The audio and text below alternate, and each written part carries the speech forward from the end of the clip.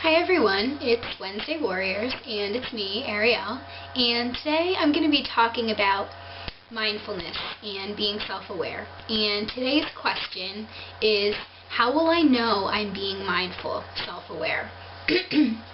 And people this week have talked about, how to be mindful, how to be self-aware, and what that entails and what that means. But I'm going to basically delve into a series of questions that I've come up with so that you can decide and figure out if how to know that you are being mindful and self-aware. And it's a tricky thing, being mindful.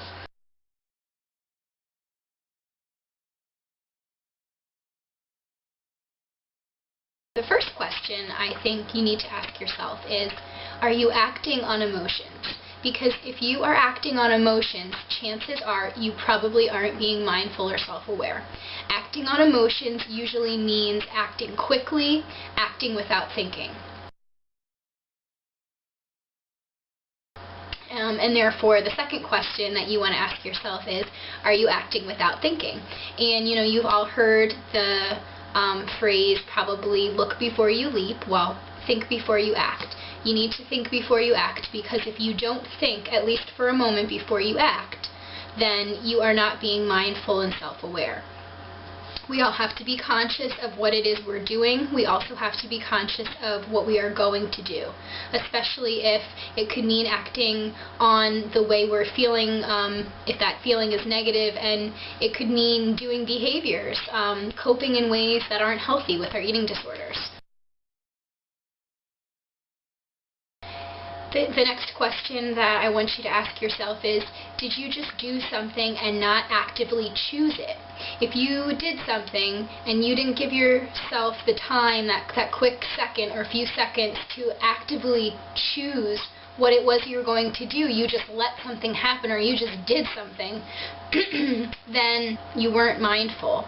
You weren't self-aware. You have to not only choose something, but actively choose something. Know that as you are acting and as you are choosing, you are doing something in order to be mindful and self-aware. You'll know that you're being mindful and self-aware if you feel confident about your decision. If you actually take a moment to decide instead of just doing, if you're conscious about your actions, then it's going to make all the difference. And then the next question I want you to ask yourself is, are you happy with yourself?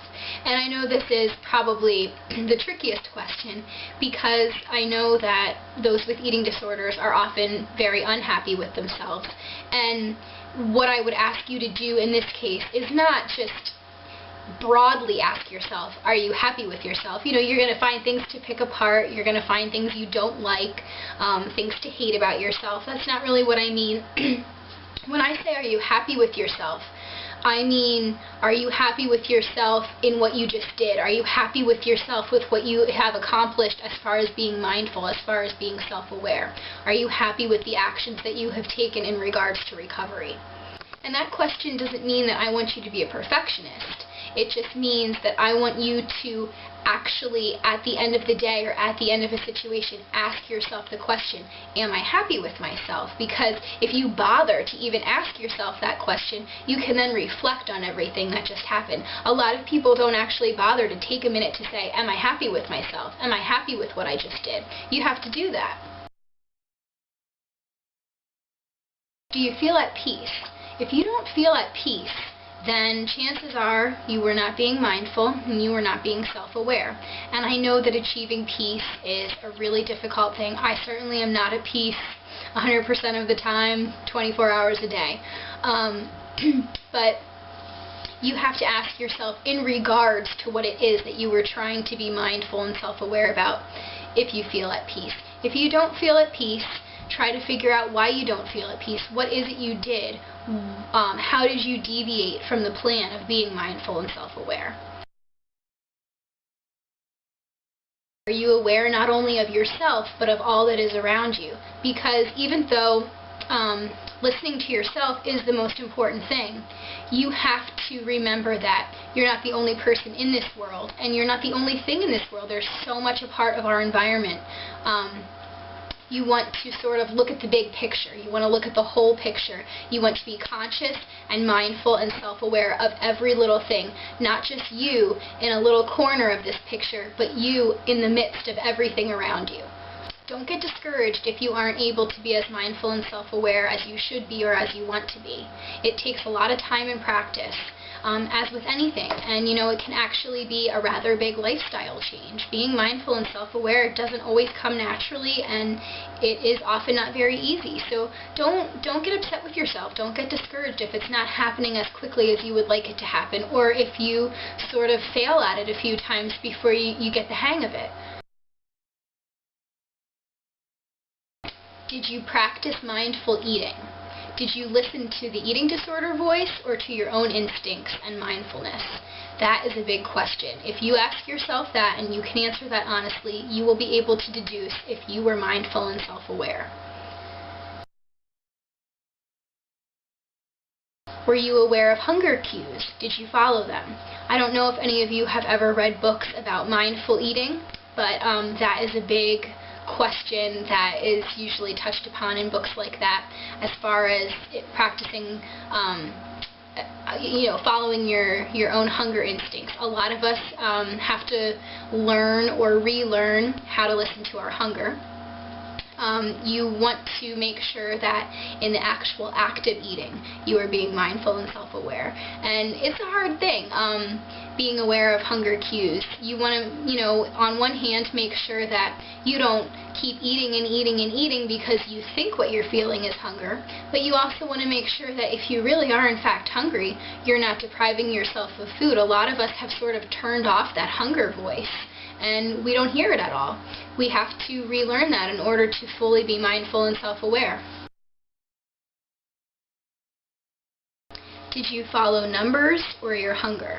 Are you looking at calories in order to figure out if you're being mindful or self-aware, or are you eating while listening to those hunger cues? Are you eating to fill your stomach until you are no longer hungry? Are you eating to feel satisfied, or are you just counting calories, looking at nutrition facts, going off of things like that? I mean, those things at times, depending on what your actual eating disorder is, can have a time and a place, but most of the time, when it comes to being really and truly mindful, it is not about external things. It's about you. It's not about numbers on a page or on a box. It's not about calories. It's about you and knowing how you feel and knowing what is right in your mind and what is healthy in your own mind.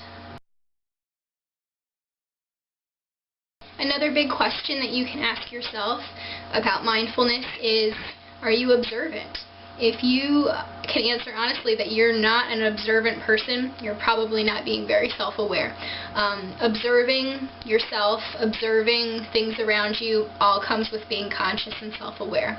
So you need to do that. You need to observe. You need to not be so closed into your own space and your own head. Are you following rules from your eating disorder or from others? Being mindful is not about rules.